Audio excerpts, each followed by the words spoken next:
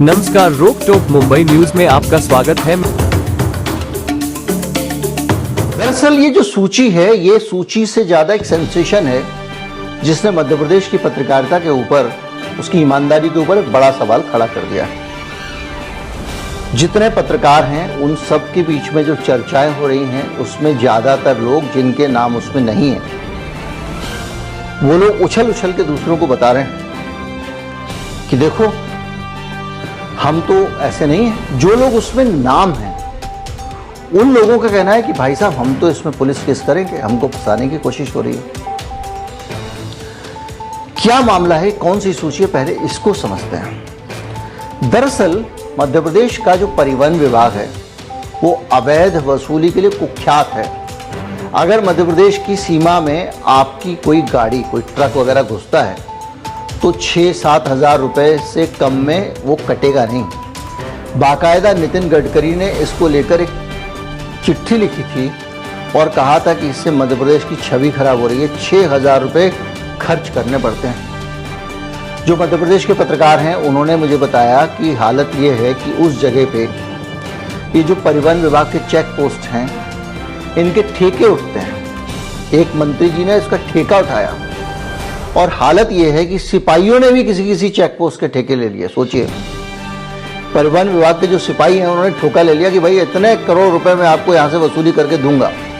उसके बाद में उसका जो बॉस था, जो वहां पे जैसे एसएचओ होता है दिल्ली, वहां टीआई होता है, वो जो टीआई था वो भी वो कर रहा था जो वो सिपाही बोल रहा था, क्योंकि उसने कहा बॉस ठेका मैंने लिया है, मुझे मंत्री जी ने जैसा कहा वैसे माल पहुंचाना है।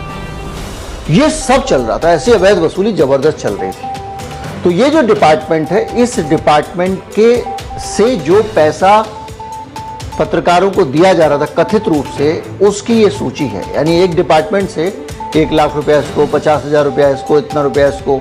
कई बार ये हुआ कि वही जैसे सिपाही को ठेका, वैसे जूनियर पत्रकार को तो लाख रुपया मिल रहा है और उसी के बॉस को मिल रहा है 25,000 रुपया। ये भी उस लिस्ट में है। तो इस लिस्ट को लेकर बहुत सारी चर्चा है। तो ये बताया गया कि जो परिवहन विभाग की अवैध वसूली होती थी उसमें से ये हिस्सा था पत्रकारों को जो जाता था। अब क्या हुआ कि नितिन गडकरी ने कहा दूसरी जगहों से हुआ, तो शिवराज सिंह जब तक थे तब तक तो ये चलता रहा, मतलब चेक पोस्ट बंद नहीं किए गए। अब जो है वो मोहन यादव जो आए हैं नए मुख्यमंत्री, ये वो कहानी है जो वो पक्ष कह रहा है जो इस लिस्ट को सही मानता है। तो मोहन यादव ने क्या किया कि ये सारी चीजें बंद कर दी कि भाई ये चेक पोस्ट ही हटा दो, कोई चेक पोस्ट नहीं होगा, सीधे आएगी गाड़ी जाएगी। तो उस चेक पोस्ट को हटाने से बहुत सारे लोग जो उस चेक पोस्ट पे आश्रित थे, उसमें बहुत सारे जैसे ये बताए पत्रकार जिनकी सूची में नाम है, इसके अलावा कई नेता थे जो सत्ताधारी पार्टी के नेता, और सत्ताधारी पार्टी का जो पितृ संगठन है उसको भी पैसा जाया करता था, ऐसा मुझे बताया गया है।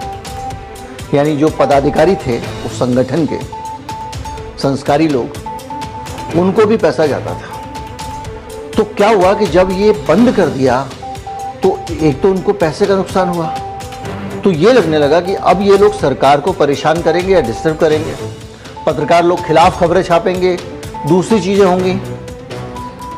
तो मोहन यादव को अधिकारियों ने समझाया कि भाई ऐसा करो, इन सबको एक्सपोज कर दो, उसका चुप रहेंगे।